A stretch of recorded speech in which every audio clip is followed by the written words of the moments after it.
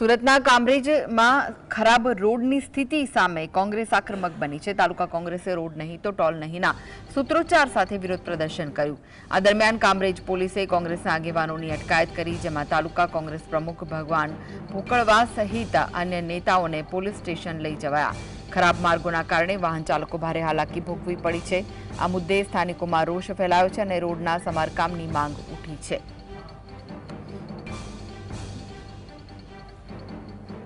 तो खराब रोड रस्ताना कारणे स्थानिकों समारकामनी मांग उठी है।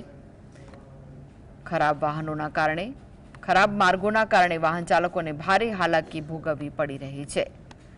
तो रोड रस्ताનું સમારકામ થાય તેવી સ્થાનિકો માંગ કરી રહ્યા છે। સુરતના કામરેજ તાલુકામાં ખરાબ રોડની સ્થિતિ સામે કોંગ્રેસ આક્રમક બની। તાલુકા કોંગ્રેસે રોડ નહીં તો ટોલ નહીંના સૂત્રોચ્ચાર સાથે વિરોધ પ્રદર્શન કર્યું। આ દરમિયાન કામરેજ પોલીસે કોંગ્રેસના આગેવાનોની અટકાયત કરી, જેમાં તાલુકા કોંગ્રેસ પ્રમુખ ભગવાન ભોકળવા સહિત અન્ય નેતાઓને પોલીસ સ્ટેશન લઈ જવાયા હતા।